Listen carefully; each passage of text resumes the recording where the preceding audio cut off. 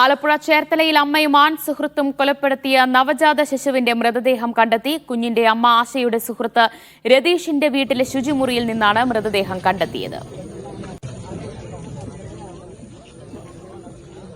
ഷൈജു വിവരങ്ങൾ നൽകും. ഷൈജു, കൊലപാതകമെന്ന് പോലീസ് നേരത്തെ തന്നെ സ്ഥിരീകരിച്ചിരുന്നു. ഇപ്പോൾ ഇരുവരുടെയും മൊഴിയുടെ അടിസ്ഥാനത്തിൽ നടത്തിയ പരിശോധനയിലാണോ സുഹൃത്തിന്റെ വീട്ടിൽ നിന്നിപ്പോൾ കുഞ്ഞിന്റെ മൃതദേഹം കണ്ടെത്തിയിരിക്കുന്നത്? കൊലപാതകം നടത്തിയത് രതീഷും അതോടൊപ്പം തന്നെ മാതാവ് ആശയും ചേർന്നാണ് എന്ന പോലീസ് വളരെ കൃത്യമായി സ്ഥിരീകരിക്കുകയും ചെയ്തിരിക്കുന്നു. രതീഷിന്റെ വീട്ടിലെത്തി ഇരുവരും ചേർന്ന് ശ്വാസം മുട്ടിച്ച് കൊലപ്പെടുത്തി എന്ന് പോലീസ് മൊഴി ലഭിച്ചിട്ടുണ്ട്. ആദ്യം ഇത് ഇവരുടെ വീട്ടുവളപ്പിൽ കുഴിച്ചിട്ടു. കുഞ്ഞ് കാണാതായ വിവരം പുറത്തായി എന്ന് അറിഞ്ഞതോടെ കുഴിയിൽ നിന്ന് തിരിച്ചെടുത്ത് ശുചിമുറിയിൽ ഒളിപ്പിക്കുകയായിരുന്നു. അദ്ദേഹം മറ്റൊരു സ്ഥലത്തേക്ക് മാറ്റാനോ കത്തിച്ചു കളയാനോ ആയിരുന്നു നീക്കം എന്നാണ് പോലീസ് പറയുന്നത്.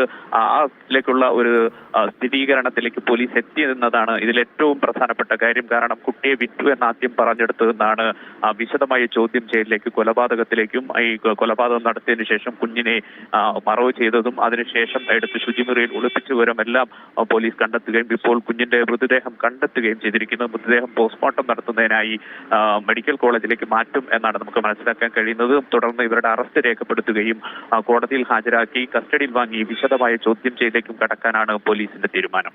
യെസ് ഷൈജു, ഇവിടെ കുഞ്ഞിനെ കാണാനില്ല എന്ന ആശാ വർക്കറുടെ ആ ഒരു സംശയം, പരാതിയാണ് ഈ ഒരു കൊലപാതകം വിവരം പുറത്തറിയുന്നതിലേക്ക് എത്തിച്ചതല്ലേ?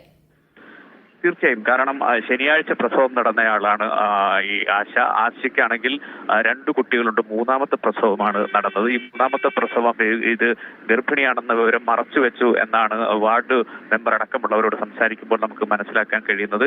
ഈ ആശാ വർക്കർ കുട്ടിയെ കാണാനില്ല എന്ന വിവരം വാർഡ് മെമ്പറോട് പറയുന്നു. വാർഡ് മെമ്പർ പോലീസിനെ അറിയിക്കുന്നു. പോലീസ് നടത്തിയ വിശദമായ ചോദ്യം ചെയ്യലാണ് ഇപ്പോൾ ഈ ഒടുവിലെ കുഞ്ഞിന്റെ മൃതദേഹം കണ്ടെത്തുന്ന കാര്യങ്ങളിലേക്ക് എത്തിയത്. തൃപ്പൂണിത്തറ ുള്ള വ്യക്തിക്ക് വിറ്റു എന്നാദ്യം പറഞ്ഞിരുന്നുവെങ്കിലും തുടക്കത്തിൽ തന്നെ ചോദ്യം ചെയ്തപ്പോൾ ഇതിൽ അവ്യക്തതയുണ്ട് എന്ന് മനസ്സിലാക്കി പോലീസ് സ്റ്റേഷനിലെത്തിച്ച് വിശദമായ ചോദ്യം ചെയ്തതിനു ശേഷമാണ് ഈ കുഞ്ഞിനെ കൊന്നതാണെന്നും മൃതദേഹം ആദ്യം കുഴിച്ചിട്ടെന്നും പിന്നീട് ശുചിമുറിയിൽ ഒളിപ്പിച്ചു എന്ന മൊഴി ലഭ്യമാകുന്നതും അതിലേക്ക് പോലീസ് എത്തി തെളിവെടുപ്പ് നടത്തി കണ്ടെത്തുകയും ചെയ്യുന്നത്.